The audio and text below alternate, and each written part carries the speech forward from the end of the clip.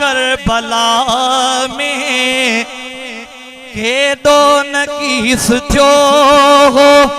मैदान करबला में तीरन जो दिस उठो हो। बारान करबला में के दो नकीस थियो हो। मैदान करबला में के दो नकीस थियो हो। मैदान करबला में तीरन जो दिस उठो हो। बारान करबला में के दो नकीस थियो हो। कूड़ा लिखी बहाना दर्दन जदो सिताना थी व्या सबई फसाना। गुजरिया गई जमाना कूड़ा लिखी बहाना दर्दन जदो सिताना थी व्या सबई फसाना। गुजरिया गई जमाना सस्ता उते विक्याओ। सस्ता उते विक्याओ ईमान करबला में तीरन जो दिस उठो हो। बारान करबला में के दो नकीस थियो हो। मैदान करबला में तीरन जो दिस उठो हो। बारान करबला तकदीर में लिखाई कुदरत जी कारवाई। कूफिन गई दगाई मौके ते बेवफाई। तकदीर में लिखाई कुदरत ही कारवाई। कूफिन गई दगाई मौके ते बेवफाई। सबई विसार बैठा एहसान करबला में। सबई विसार बैठा एहसान करबला में तीरन जो दिस उठो हो। बारान करबला में के दो नकीस थियो हो। दुहलन धुकड़ जो दम चल सोहे मतान सरवर। पिट को पिटण है पत्थर जियरन ते करण बदतर। दुहलन धुकड़ जो दम चल सोहे मतान सरवर। पिट को पिटण है पत्थर जियरन ते करण बदतर।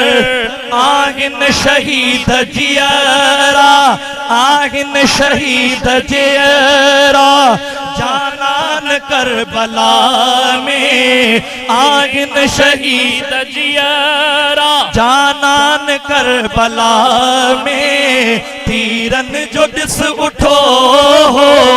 बारान करबला में के दो नकीस थियो हो। मैदान करबला में तीरन जो दिस उठो हो। बारान करबला में के दो नकीस थियो। कूफिन जी कदरदानी जाहिर हुई ज़बानी। तदहे गया जायज़ मातम ऐ मरसिया ख्वानी। कूफिन जी कदरदानी जाहिर हुई ज़बानी। तदहे गया जायज़ मातम ऐ मरसिया ख्वानी।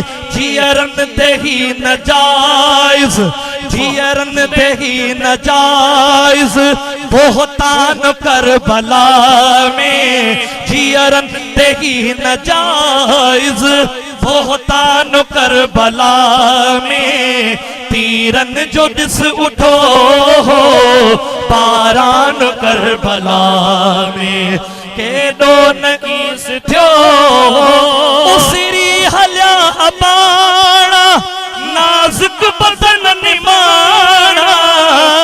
मदनी सजन जमाना करबल में तिन जथाड़ा हाँ उसरी हल्या अबाड़ा नाजुक बदन निमाणा तनी सजन जमाना करबल में तिन जथाड़ा जिन जा लुटिया लुचन हा जिन जा लुटिया लुचन हा सामान करबला में जिन जा लुटिया लुचन हा सामान करबला में तीरन जो दिस उठो पारान करबला में सजदे में सिर दिनाओ मूजियत ना मन्याओ शक्तियों पे सब सटाओ हक खान मुँह मटियाओ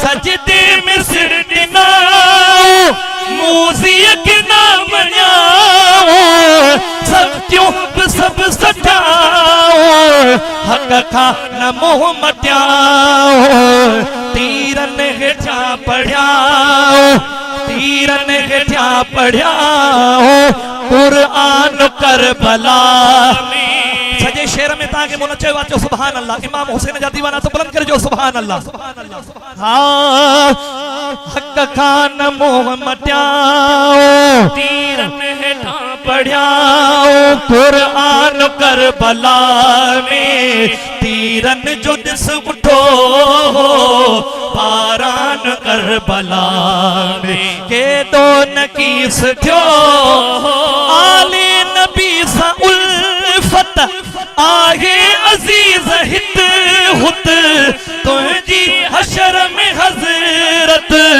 शाफे कंदो शफात आले नबी सा उल्फत आगे अजीज हित हुत तुझी हशर में हजरत शाफे कंदो शफात हजरत हुसैन जाहा ऐलान करबला में हजरत हुसैन जाहा ऐलान करबला में तीरन जो दिस उठो पारान करबला में के डोन गीस थियो हो मैदान करबला में तीरन जो दिस उठो पारान करबला में।